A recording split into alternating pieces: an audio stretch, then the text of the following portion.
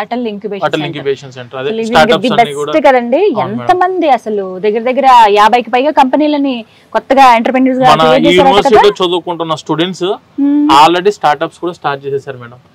20 students they have started the startups at the time of their education. ఇంకా final year out pass అవ్వకుండా నెలకు 50,000 నుంచి ₹1,00,000 సంపాదిస్తాం మన students. ఒకవేళ వాళ్ళు గనక ఆల్రెడీ మెరిట్ అయి ఉంటే, ఇంటర్ లో బాగా మార్కులు సంపాదించి ఉంటే, ఆ సగం ఫీజు కట్టే వాళ్ళేమో వాళ్ళు ఇంకా కూడా వాళ్ళకి ఇంకా ఇదన్నట్టే కదండి, ఆప్షన్ ఉంది. Plus point. ఫైనాన్షియల్ సపోర్ట్ కూడా మన గవర్నమెంట్ ఆఫ్ ఇండియా ద్వారా యూనివర్సిటీ వాళ్ళు అందిస్తున్నారు. ఓకే, చాలా మంది ఈ కంపెనీస్ కూడా చాలా చిన్నవి వాళ్ళ ఐడియా తోటి, కొన్ని అయితే క్లాత్, జైపూర్ లో ఇక్కడ స్పెషల్ గా ఉండేటువంటి కొన్ని షూస్ ఏవైతే ఉంటాయో అవి కొత్తగా తయారు చేసి అది ఒక కంపెనీ లాగానే చేశారట.